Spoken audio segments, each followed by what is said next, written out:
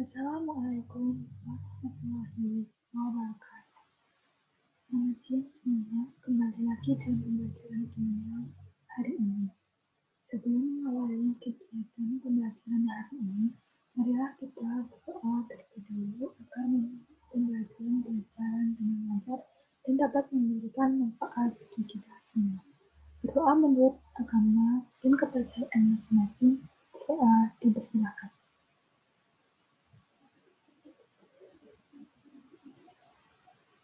Berdoa juga.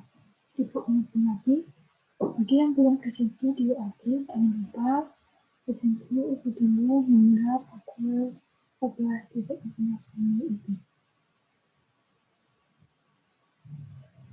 Pada pertemuan kali ini, materi yang akan dibahas adalah pengertian selanjutnya sistem lingkungan, reaksi eksotermal dan reaksi endotherm, entalpi dan perubahan entalpi.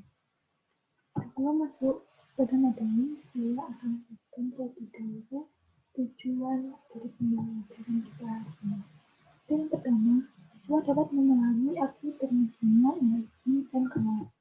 Yang kedua, siswa dapat memahami arti sistem dan lingkungan secara berbeda. Kemudian, siswa dapat memahami jenis-jenis sistem. Kemudian yang keempat, siswa dapat membedakan reaksi eksoterm dan endotherm. Yang terakhir, siswa dapat menjelaskan pengertian entalpi dan konsep perubahan entalpi. Ketika air dimasak hingga mendidih, apa yang akan terjadi? Ketika air mendidih, yang terjadi salah satunya yaitu terdapat gelombang. Dari adanya pembentukan tersebut, proses mendidihnya air itu termasuk dalam reaksi eksoterm atau endotherm dan termasuk jenis sistem apa. Namun, jangan dijawab terlebih dahulu. Untuk mengetahui jawabannya, maka penjelasan materi yang akan aku sebutkan. Untuk yang pertama itu termokimia. Termokimia merupakan cabang kimia yang berhubungan dengan hubungan timbal balik antara panas dengan reaksi kimia atau reaksi. Setiap materi mengandung energi dalam bentuk energi potensial dan energi kinetik. Keduanya dinamakan energi dalam. Jika energi dalam materi berubah, sering disebut dengan kalor. Kalor merupakan panas yang biasanya dimudahkan oleh suhu, sedangkan kalor reaksi adalah jumlah kalor yang dibebaskan atau diserap pada suatu reaksi.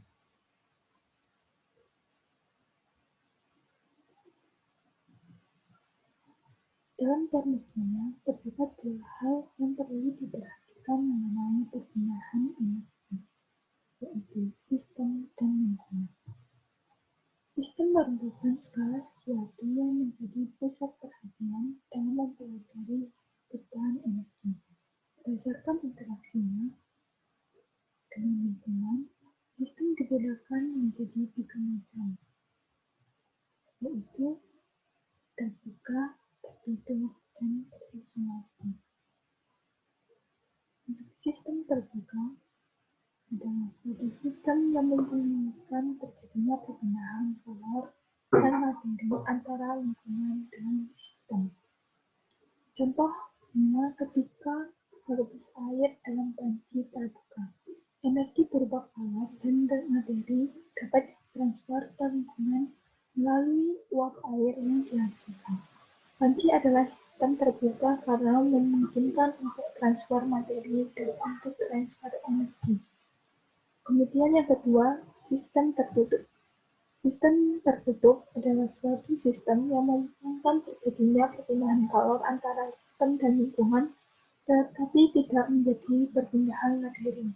Contohnya, jika reaksi antara logam magnesium dengan asam klorida NaCl dilakukan pada taburan reaksi yang tersumbat dengan rapat, gas hidrogen di dalam sistem tidak dapat keluar dari sistem. Akan tetapi, perlambatan kalor meninggalkan sistem tetap terjadi melalui dinding tabung reaksi. Kemudian sistem terisolasi. Sistem terisolasi adalah suatu sistem yang tidak memungkinkan adanya perpindahan kalor dan materi dari sistem ke lingkungan. Contohnya calorimetry form. Di dalam calorimetry form tidak memungkinkan terjadi adanya transfer materi atau energi dari dalam keluar calorimetry form atau sebaliknya.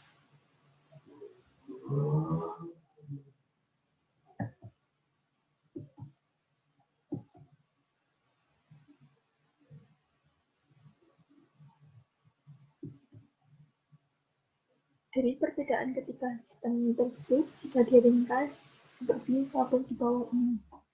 Sistem terbuka, materi dapat masuk, energi dapat berpindah. Kemudian sistem tertutup, materi tidak bisa berpindah, tapi energi bisa masuk. Jika sistem terisolasi, kedua materi maupun energi tidak dapat berpindah ataupun masuk. Sedangkan lingkungan merupakan hal-hal di luar sistem yang dapat mempengaruhi sistem. Perbedaan sistem dan lingkungan. Sistem bagian yang diamati perubahan energi, sedangkan lingkungan bagian yang berada di luar sistem. Reaksi eksoterm. Reaksi eksoterm adalah reaksi yang melepaskan keluar atau menghasilkan energi, sehingga hasil reaksi entalpi lebih kecil dari zat senyawa. Pada proses eksoterm terjadi perpindahan panas atau kalor dari sistem ke lingkungan sehingga suhunya naik.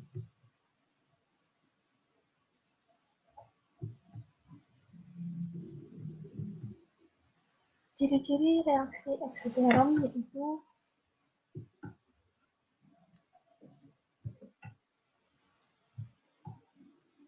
terjadi perpindahan kalor dari sistem ke lingkungan. Delta H hasil reaksi lebih kecil dari delta H reaksi. Delta H kurang dari 0 atau biasanya nilai negatif. Sedangkan suhu kedua lebih besar daripada suhu pertama. Diagram entalpi dapat digambarkan sebagai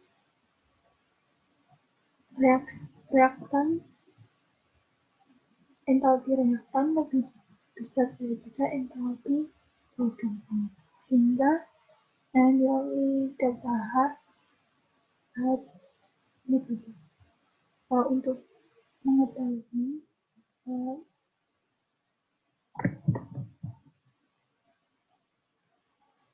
itu akan memberikan video agar lebih mudah untuk memahami. Reaksi eksoterm merupakan suatu reaksi kimia yang disertai dengan pelepasan kalor dari sistem ke lingkungan.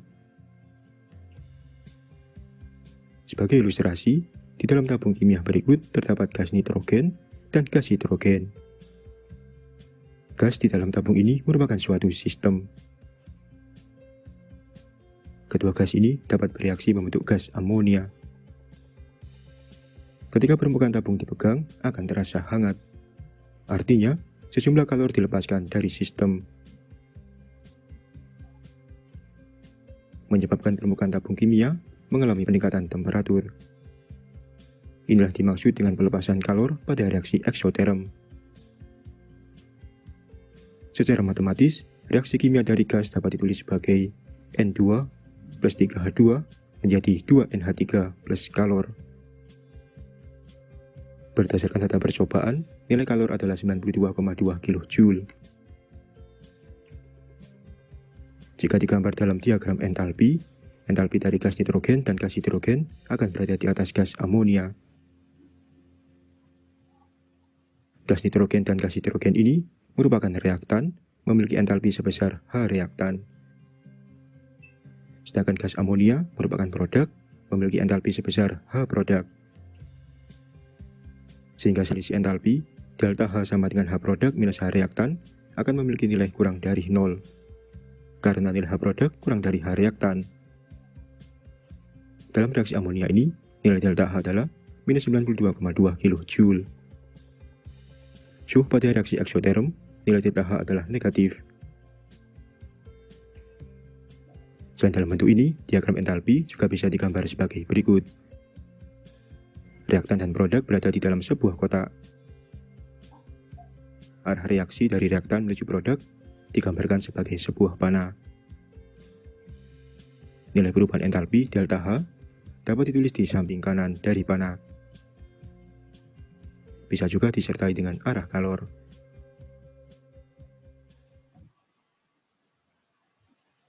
Tulisan selanjutnya yaitu reaksi endoterm. Reaksi endoterm adalah reaksi yang menyerap kalor atau memunculkan energi, sehingga hasil reaksi entalpi lebih besar dari zat semula. Pada proses endoterm, terjadi perpindahan panas atau kalor dari lingkungan ke sistem, sehingga suhunya turun. Ciri-ciri dari reaksi endoterm yaitu terjadinya perpindahan kalor dari lingkungan ke sistem. Kemudian delta H hasil reaksi lebih besar dari delta H reaksi.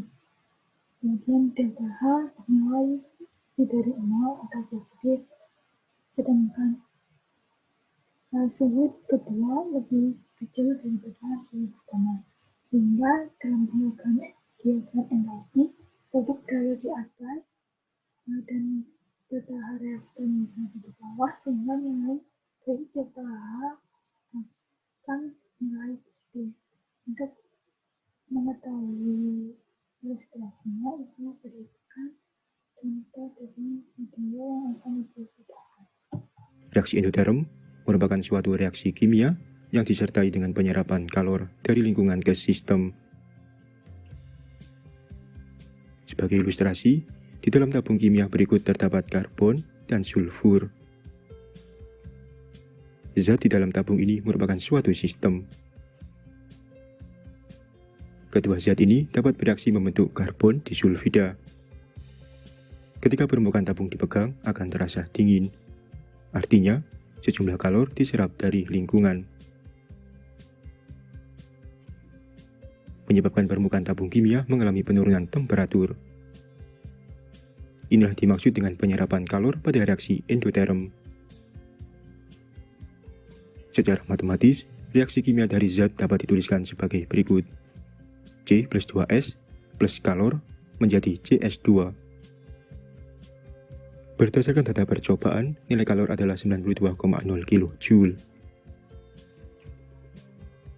Jika digambar dalam diagram entalpi, entalpi dari karbon dan sulfur akan berada di bawah karbon disulfida. Karbon dan sulfur ini merupakan reaktan, memiliki entalpi sebesar H reaktan. Sedangkan karbon disulfida merupakan produk, memiliki entalpi sebesar H produk.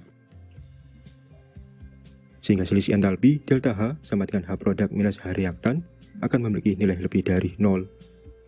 Karena nilai H produk lebih besar dari H reaktan. Dalam reaksi CS2 ini, nilai delta H adalah plus 92,0 kJ. Suhu pada reaksi endoterm, nilai delta H adalah positif. Selain dalam bentuk ini, diagram entalpi juga bisa digambar sebagai berikut. Reaktan dan produk berada di dalam sebuah kotak. Arah reaksi dari reaktan menuju produk digambarkan sebagai sebuah panah. Nilai perubahan entalpi delta H dapat ditulis di samping kanan dari panah. Bisa juga disertai dengan arah kalor. Kemudian, jika suatu zat atau sistem menyerap kalor, maka energi dalam sistem akan bertambah.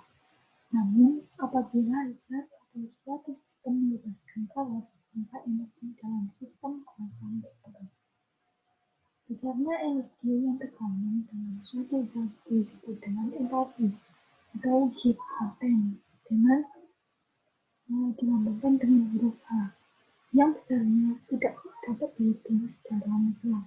Yang dapat dihitung adalah perubahan entalpi atau delta H, yaitu perubahan energi yang diukur pada suhu dan tekanan yang tetap.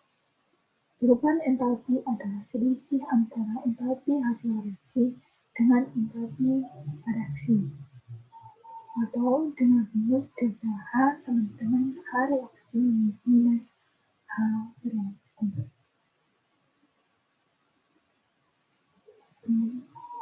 Jika ada yang ingin digunakan, silahkan ingin diakui nanti itu akan disampaikan jawabannya. Kemudian untuk diskusi kelompok, yang pertama, ketika merebus air, reaksi apa yang terjadi? Kemudian uraikan alasannya dengan bahasa Sunda. Kemudian yang kedua, itu carilah contoh reaksi eksoterm dan endoterm yang ada di sekitar Anda dan kemukakan bahasanya. Didiskusikan dengan kelompok masing-masing, kemudian dikumpulkan di UAD dan didiskusikan selanjutnya. Nanti itu akan memberikan kesimpulan pelajaran hari ini. Kemudian untuk materi selanjutnya yaitu entalpi reaksi yang akan ibu jelaskan minggu depan. Untuk penugasan individunya pada materi hari ini yaitu merangkum reaksi termodinamika, entalpi dan perubahan entalpi yang dikumpulkan di pertemuan selanjutnya. Sekian untuk materi hari ini yang dapat Ibu sampaikan. Bila ada pertanyaan, silakan tulis pada WA. Jika belum ada pertanyaan, nanti dilanjutkan dengan diskusi kelompok. Terima kasih. Wassalamualaikum warahmatullahi wabarakatuh. Tetap jaga kesehatan dan selamat bekerja.